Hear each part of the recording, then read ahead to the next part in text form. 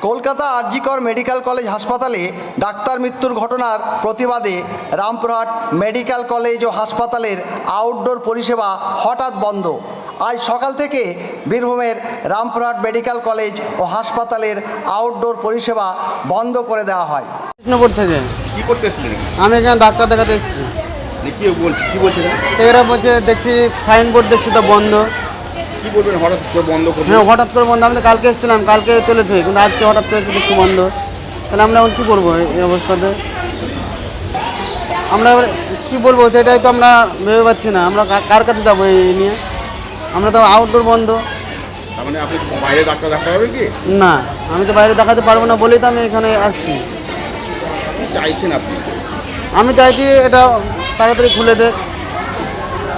কি নাম আপনার? আমার নাম সঞ্জয় সঞ্জয় দালাল।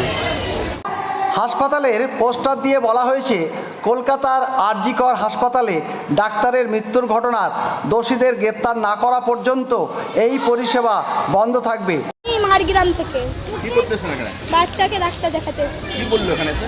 এখানে আউটডোর বন্ধ, আজকে বসে ডাক্তার বসবে না, তার জন্য বাচ্চা খুব অসুস্থ। তাই এখন কি করব, বাড়ি চলে যেতে হবে, অন্য কোথাও দেখাতে হবে। কি বলবেন এই পরিষেবা হঠাৎ করে বন্ধ করে দিয়েছে?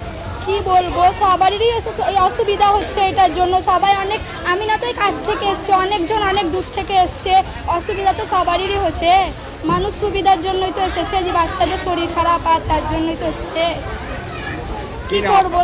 আমার নাম সারিকা খাতুন। সারিকা খাতুন। তবে পোস্টারে বা নোটিশে কোথাও উল্লেখ নেই কাদের পক্ষ থেকে এই পরিষেবা বন্ধ পালন করা হচ্ছে। এর ফলে সাধারণ মানুষ পরিষেবা থেকে বঞ্চিত হচ্ছে। দূর দূরান্ত থেকে আসা রোগীরা পড়েছেন প্রচণ্ড সমস্যায়। কোথায় এসেছেন আপনি? আমি এসেছি নলাটি থেকে কি করতে এসেছেন এখানে? ডাক্তার দেখাতে। কি বললো? এখন বন্ধ আছে, কি করবেন এখন? এখন টিউরবাউন্ড ঘুরে বাড়ি যেতে হবে। কোথা থেকে এসেছেন? নলাট থেকে। নলাটি থেকে। কি নাম আপনার? নৈমর আলী।